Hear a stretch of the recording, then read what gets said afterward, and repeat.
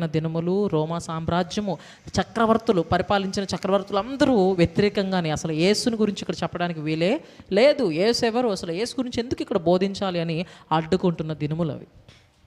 అలాంటి దినములలో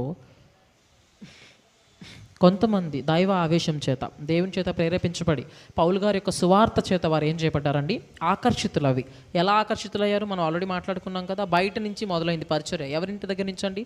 ఎవరింటి దగ్గర నుంచి? లుదియా ఇంటి దగ్గర నుంచి బయలుదేరిన ఆ పరిచర్య ఆ నోట అనేక మంది రక్షించబడ్డానికి సహకారంగా మారింది. వారిలో 2 స్త్రీలను గురించి మేము ముందుంచాలని ఆశపడుతున్నాను. వారు ఎవరో కాదండి, త్రిఫీనా మరియు త్రిఫోసా. తెలుగులో త్రుఫైనా మరియు త్రుఫోసా అని రాయబడి ఉంటుంది. వీరి గురించి బైబిల్ గ్రంథంలో ఒకసారి చూద్దాం.